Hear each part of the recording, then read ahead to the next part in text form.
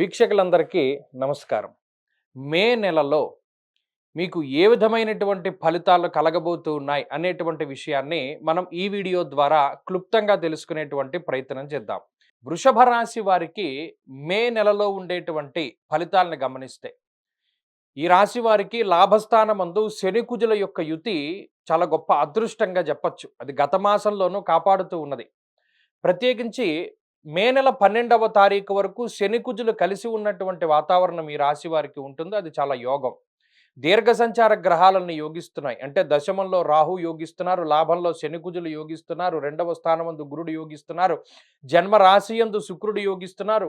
అలా అనుకూలించేటువంటి గ్రహాలే ఎక్కువగా ఉన్నాయి. అయితే ఇక్కడ ఈ మాసంలో ప్రత్యేకించి గమనిస్తే 15వ తారీఖు వరకు వ్యయ రవి యొక్క స్థితి ఉంటుంది. 15వ తారీఖు దాటాక జన్మ రవి యొక్క స్థితి ఉంటుంది.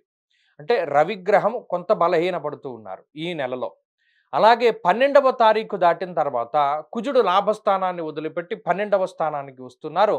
కుజుని యొక్క బలం కూడా తగ్గుతూ ఉన్నది. మరి రవి కుజుల బలం తగ్గడం వల్ల ఏమవుతుందండి? నిజానికి ఇది పెద్ద ఇంపాక్ట్‌ని కలగజేయదు. ఎందుకంటే గురుడు, ఒకవేళ మీకు రవి ప్రతికూలంగా ఉన్నా గురుడు యోగిస్తున్నారు కాబట్టి, రవి మహా అయితే స్వస్థాన నాశనం చైవహ బంధురోగో ధనక్షయం అన్నారు. అంటే ఏదైనా డబ్బు ఖర్చు పెట్టించిన, కొంత నీరసము, నిస్సత్తువ లాంటిది మీకు కలగజేసిన, గురుడు రెండవ స్థానంలో మీకు డబ్బు ఇస్తున్నారు, ఆరోగ్యాన్ని ఇస్తున్నారు, ఐశ్వర్యాన్ని ఇస్తున్నారు కాబట్టి రవి ఇచ్చే చెడు ఫలితాలని గురుడు అడ్డుకుంటారు.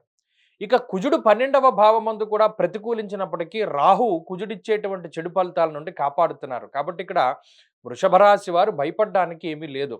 కాకపోతే ఏంటంటే గోచార పరంగా కొన్ని కొన్ని సూచనల్ని మనం పాటించాలి. అంటే రవి బలం తక్కువగా ఉన్నప్పుడు, కుజుని బలం తక్కువగా ఉన్నప్పుడు సాహసోపేతమైనటువంటి నిర్ణయాలు తీసుకోకూడదు. అంటే స్పీడ్‌గా నిర్ణయాలు తీసుకోకూడదు.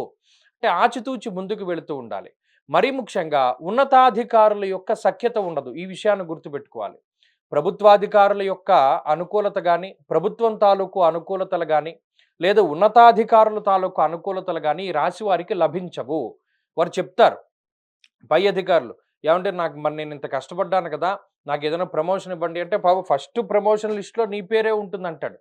కానీ ఉండదు, ఇవ్వరు. ఎందుకంటే ఈ రవికుజులు ఇద్దరూ కూడా ఆ పై అధికారుల్ని సూచిస్తారు. ఈ రవికుజుల యొక్క బలం లేదు కాబట్టి ఉన్నతాధికారులతోటి సఖ్యత వాతావరణం గాని, లేదా వారి నుండి మీకు రావాల్సినటువంటివన్నీ కూడా సమయానుకూలంగా దొరకవు. అది ఈ నెలలో ప్రధానంగా గుర్తుపెట్టుకోవాలి. అలాగే ఆత్మశత్రుత్సాహ వనపర్వతాది పితృకారకుడు సూర్యుడు. ఆయన మీలో ఉత్సాహానికి కారకుడు. మీరు గమనించండి, ఫిబ్రవరి, మార్చి, ఏప్రిల్ ఈ 3 నెలలతో పోల్చుకుంటే ఏప్రిల్ 15 దాటిన తర్వాత మే నెల, జూన్ నెల వరకు కూడా కొంత నిరాశ నిస్పృహలుంటాయి. ఎక్కువ శారీరక శ్రమ ఉంటుంది. ఎప్పుడూ లేనటువంటి ప్రయాణాలు చేస్తారు. కొన్ని కొన్ని సందర్భాల్లో అబ్బే! నేను అలిసిపోయాను, నేను ఇది చేయలేను అనేటువంటి మాటలు వినబడుతూ ఉంటాయి. దానికి కారణం ఉత్సాహం తగ్గడము. రవి యొక్క బలం లేకపోవడం వల్ల ఉత్సాహం తగ్గుతుంది. అది దృష్టిలో పెట్టుకోవాలి. అలాగే ఆత్మవిశ్వాసం తగ్గుతూ ఉంటుంది. ప్రత్యేకించి ఏదైనా మనం చేయగలం అనేటువంటి స్థితి దగ్గర నుండి మనకి ఎవడైనా సహాయం చేస్తే బావుండును అనేటువంటి పరిస్థితుల్లోకి వెళుతూ ఉంటారు వృషభ రాశి వారు. దానికి కూడా ఈ రవికుజుల యొక్క స్థితే కారణమవుతుంది. కాబట్టి ప్రత్యేకించి ఈ రాశివారు గుర్తుపెట్టుకోవాల్సింది ఏంటి అంటే స్వశక్తినే నమ్ముకోండి ఎంతసేపు కూడా. ఈ మే నెలలో ప్రత్యేకించి 12వ తారీఖు లోపులో ముఖ్యమైనటువంటి పనులన్నీ కూడా పూర్తి చేసేసుకోవాలి. అంటే ఎవరినైనా కలవడము, మీకు రావాల్సినటువంటి వాటిని అడగడము, ప్రభుత్వ పరంగా మీకు రావాల్సినవి ఏమైనా ఉంటే మీరు అన్నీ కూడా 12వ తారీఖు లోపులోనే పూర్తి చేసుకోవాలి. 12వ తారీఖు దాటిపోయిన తర్వాత బలం తగ్గిపోతుంది కాబట్టి గోచార పరంగా అప్పుడు ఉండేటువంటి పరిస్థితుల వల్ల మీకు అవ్వవలసినటువంటి పనులు కూడా అవ్వవు. ఈ విషయాన్ని దృష్టిలో పెట్టుకోవాలి.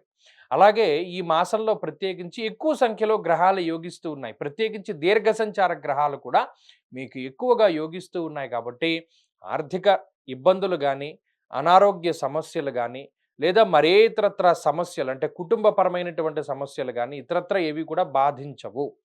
ఈ గోచార పరంగా ఉండేటువంటి గ్రహస్థితికి జాతకం మరింత బలంగా తోడైతే అది మరింత రాజయోగాన్ని ఇస్తుంది.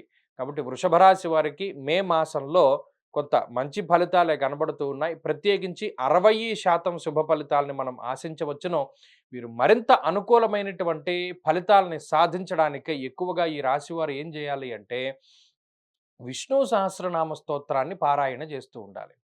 మీరు గమనించండి, రవి బలం తక్కువగా ఉన్నప్పుడు ఆయన ప్రత్యక్ష నారాయణుడిగా కీర్తింపబడతాడు.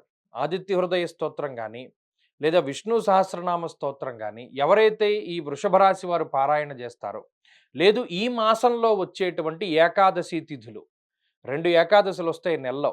ఆ 2 ఏకాదశి తిథుల రోజున ప్రత్యేకించి వైష్ణవ క్షేత్ర దర్శనం, విష్ణుమూర్తి యొక్క దర్శనం చేసుకొని, లేదా వైష్ణవ క్షేత్రాల్లో చక్కగా మీరు ఉండి, ఉపవాస దీక్షల్లాంటివి చేస్తూ, విష్ణు సహస్రనామ స్తోత్రాన్ని పారాయణ చేస్తూ ఉండడం, లేదా ఆయన దేవాలయాల్లో దీపారాధన చేస్తూ ఉండడం లాంటివి చెయ్యగలిగితే, ఖచ్చితంగా మీకు అనుకూలమైనటువంటి గ్రహస్థితిగా ఇది మారుతుంది. రవి కుజులిచ్చేటువంటి దోషం నుండి మీరు బయటపడడానికి సావకాశం ఉంటుంది. స్వస్తి.